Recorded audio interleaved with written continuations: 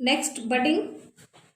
Example of external budding is hydra. First example we discussed was of yeast, and the next example we are going to discuss is of hydra. So external budding takes place in hydra and yeast.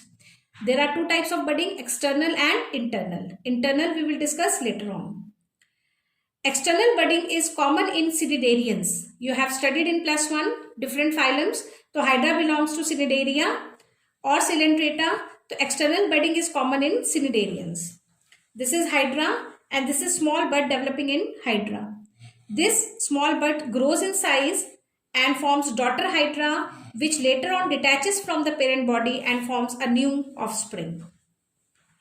So in hydra, a bud develops which grows and detaches from the parent. Bud develops from the outer or external layer and therefore it is called external budding. In some cnidarians, as you know, you have studied in +1, example was Obelia. In some cnidarians, many buds are formed on the parent body and they do not detach from the parent body. They remain attached on the parent body and such a structure is known as colony. So, in case of Obelia, a colony is formed because of many buds remaining attached to the parent body. So, in some cnidarians, bud does not detaches from the parent body and multiple buds are present on the parent body. This structure formed is called a colony. Example, Obelia. So, Obelia is a colonial and polypoid. Why it is known as polypoid? Because the structure is cylinder-like. Its structure is cylindrical-like due to the presence of polyp, cylinder-like structure. Individual bud in Obelia is called zooid. Individual member of the colony is called zooid.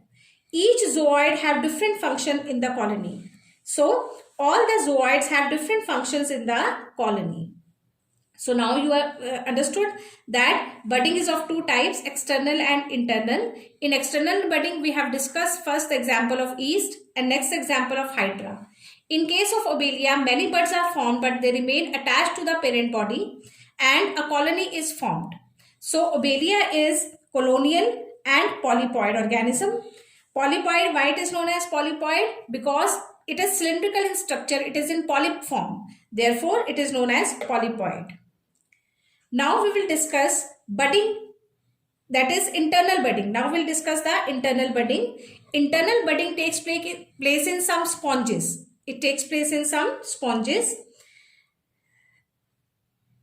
During unfavorable season, gemmules are formed. That is, internal buds are formed in some sponges. Example, spongilla and cycon. In cycon, both external and internal budding takes place. Spongilla is a freshwater sponge, whereas cycon is a marine water sponge. You have studied it in +1.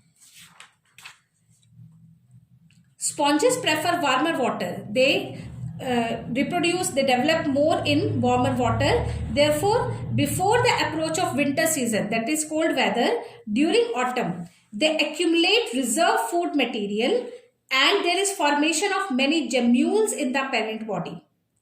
So, on the approach of autumn season, they accumulate reserve food material and they form gemmules. They form gemmules, that is internal bud. So, this is a structure of gemmule. These are the spicules, which are protective structures in case of sponges, skeleton of sponges.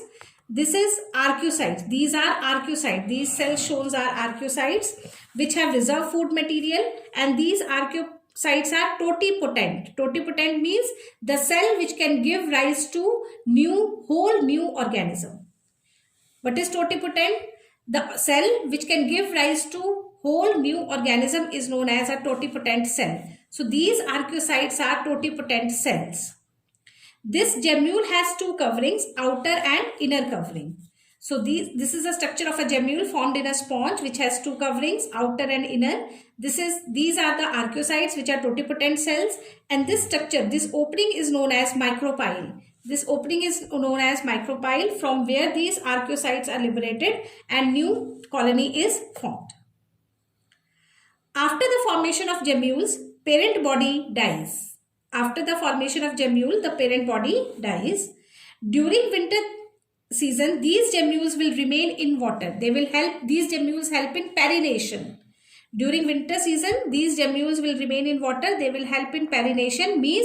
Perennation means crossing of unfavorable season. Perennation is crossing of unfavorable season. On approach of spring, that is warm condition, these archaeocytes will come out through micropyle and will give rise to a new colony. So on approach of spring season, these archaeocytes will come out from the micropyle and they will give rise to a new colony. So archaeocytes help in perennation, that is crossing of unfavorable season.